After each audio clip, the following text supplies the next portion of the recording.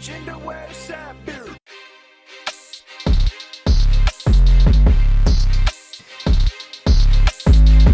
Boom, boom, boom, boom, bing, boom, boom.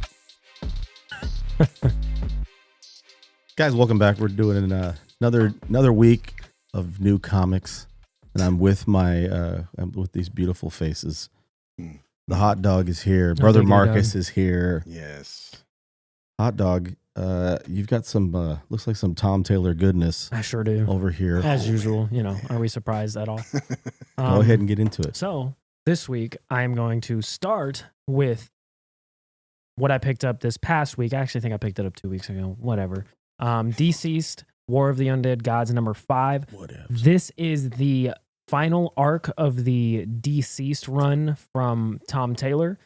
Trevor Harrison is on art. It's my favorite limited issue series ever. It like from DCeased to DCeased Dead Planet to DCeased War of the Undead Gods. I think I missed one in between there, but they're all unkillables. They're all incredible. And he has just such a fun way of telling a story where all these characters are still engaging, still fun, still themselves, but in a post-apocalyptic world where everything's gone to hell, basically. And in this arc, there are zombies about, things are being zombified, and things that are being zombified are dark side. And you have a zombie dark side who the entire what's left of civilization is having to deal with that. They saved Superman after the end of the last arc, or Superman goes into hiding after like all the Green Lanterns pull up on him in the first arc, DCeased. And then after Dead Planet, he's teased when you see the sun because he hides in the sun because they can't get him out of it. And then I didn't really like it first that they kind of flipped Superman and got him back on the home team so quickly. But as the story has continued, it's worked. As usual, Tom Taylor knows what he's doing and doesn't need to be told what to do by anybody. Especially anybody on Twitter. People love yelling at him on Twitter. It's pretty funny to watch him respond to him. But it's great, and it has continued to be great from when the first arc started till now. And the trade that I have this week is going to be just that DCeased Unkillables. This is kind of an in-between quill. The art is by Carl Mostert on this one, and this is probably my favorite of the books. It is a story about what a group of villains, Bane, Deathstroke, Mirror Master, Cheetah, people of that ilk, like Solomon Grundy, they're all kind of held up in an elementary school. It's my favorite. And they're trying to figure out what they can do, how they can survive. Mm-hmm. And the way that the kind of ice breaks under them is so incredibly interesting. Mirror Master's abilities in a zombie apocalypse, if he becomes a zombie, are terrifying. Like make up for like one of the, could be a horror movie, the way he pops in and out of mirrors and eats people. It's crazy. And it sets off one of the coolest action scenes, mad dashes for the safe haven that is at the end of this thing. That's ran by Harley Quinn and Poison Ivy. And they have a super-powered zombie Wonder Woman after them. And this is my favorite Deathstroke story ever. Deathstroke is the coolest he has ever been in any comic to me in this. He is, for all intents and purposes, a good guy in this comic. He does heroic things, and the big heroic act that he has to save everyone is so cool, and it's so over the top, and it's just one of my favorite moments that I've ever read, especially for a character like Deathstroke that I've always thought is cool, but I've never been like, I'm never attached to that character. This comic made me love him, and that's why I love Tom Taylor. And that's these awesome. books are super great. I think it's a great way to, if you want to, it's much like Injustice. I know a lot of the like layman's people who don't always read comics still love Injustice because of the games, Sure. because it's an interesting twist on the story. I think DCeased is all of that. Everything about that, unironically written by the same person because Tom Taylor is the best. And I think if you've ever gone, do I want to read comics? I don't know. It seems like a big thing to get into. Read DCeased. Start from the beginning. It's really not that much reading. Reading Tom Taylor stuff is super, super easy. And it flows very well. You will love it. And you'll love characters you didn't know you loved by the end of it. Yeah, and he also, I like how Deathstroke, he almost has like a Deadshot sort of role in that, sort of in that story where Deadshot is like the leader of the Suicide Squad. You have Deadshot, or in this story, Deathstroke being the leader of the villains, trying to reconcile everything. So that's good.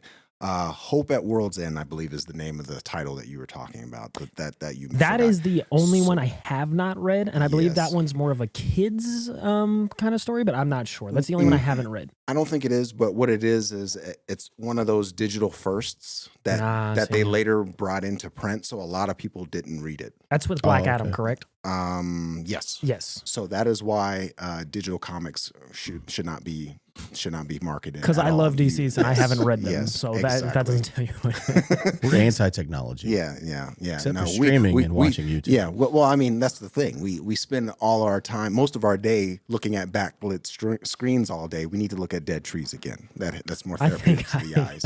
That's a great way to put Yeah, it. that's true. Brother Marcus, what you got over there? Oh, well, honestly, it is with great pleasure and sincere delight that I can say that Joe Fixit is back.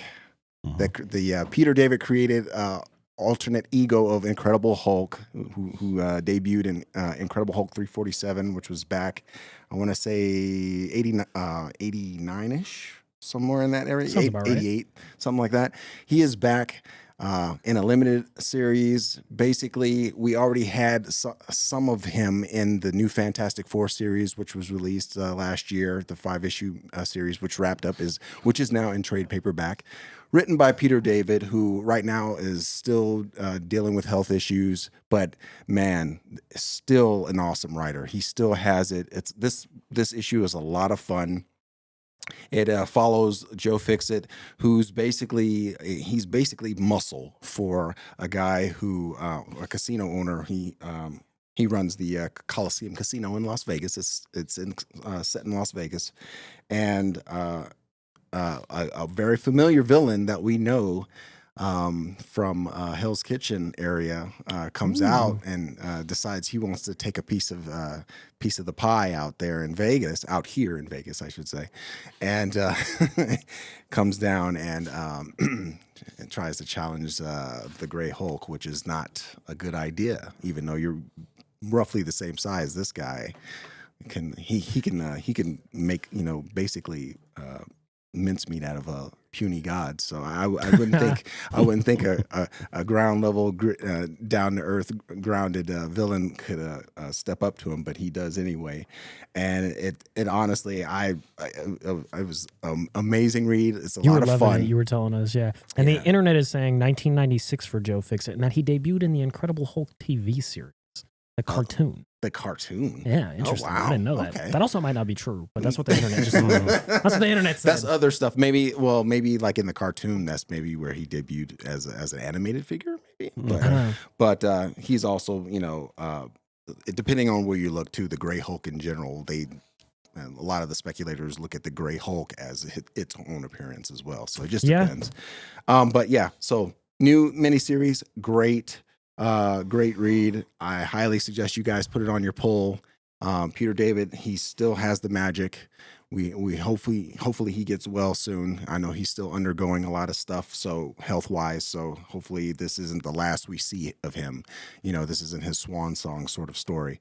And then for my trades, actually, I picked because African folklore and African comics in general are starting to become very, very popular. They're growing in popularity. And I came across an article not too long ago that said that Ianu, Child of Wonder, is coming to animated series is being formed for this character, this story by Cartoon Network. And I was elated because actually I just picked this up. I happened to see this come through the store by accident a few months ago, and I said, "Oh, this looks pretty cool. I'm gonna read it." And I picked up my own copy, and I fell in love with it. It's about Iano, Child of Wonder. It's about a orphan girl in Africa who she doesn't know really anything about her past, but she ultimately comes to find out that she has divine powers that rival other deities that are in her community, and she basically pretty much ends up working towards saving her area, her community from the brink of destruction. So there's a lot of African folklore in this. There's a lot of mystical elements. It's her, basically we're following her journey as she comes into her own. Friendships are formed, alliances are formed, as she battles this corrupt basically mystical entity and whatnot that is corrupting the animals and turning them against them, and she's battling and she's making friends along the way, and it's just a beautiful story. Right now there's two volumes of it, and with the second volume ending in to be continued, I'm sure there's going to be more. Nice. And then with the animated series coming soon, I'm sure this story is that Dark Horse? This is Dark Horse, yes. Nice. This is going to be really good. Honorable mention to the Shobo, who did New Masters Image Comics title. Buckhead. That was a in Buckhead. Yeah, that was a great African based miniseries that also came out last year-ish. Yeah, last year, and it was amazing. Trouble as well. Cooker, friend of the show. Yeah, I mean, this is where it's going, and it wasn't too long ago either that I remember. I remember actually having this conversation, and actually, comics in Africa, in Nigeria specifically, seem to be exploding. That industry over there is exploding. So we're going to see a lot more of this, which is great because the demand here for this is a lot higher. I think Marvel did a lot of that with elevating Wakanda and their version of it, but now we're getting it with actual African artists, African writers who can actually tie it into real folklore, real tradition based on indigenous cultures from wherever they're from. So I think we'll see a lot more of that, and it's so good. It's so refreshing, such a refreshing change of pace. And I highly recommend it, and I hope the animated series ends up. I'm glad to hear it's getting an animated series. Yeah, that's gonna be fun. I was gonna mention a couple of things. I didn't bring any books with me this week. I mean, I picked up my stuff late last night. It's been a busy week, but some stuff I got to jump into. The second arc for Batman has started. Zdarsky's second arc after that fail-safe arc has been. You haven't read the first issue yet of the new arc? No, or you have. Not it's yet. it's very interesting. Okay, it's very. I'm looking interesting. forward to it. Yes, and then Spider-Man Miles Morales at issue 2 came out of that, and then we're starting Lazarus Planet. We're restarting the dawn of the DC. We're starting over. They kind of started with a lot of the. They're going to start with Superman, the Superman series, and then I think they're doing a new Doom Patrol series after that. Before we move into Batman, I'm not sure.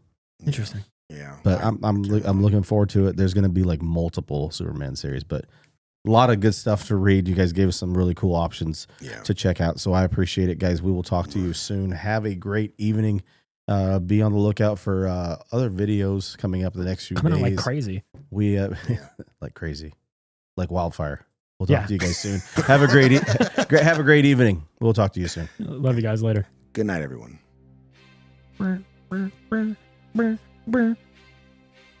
Agenda where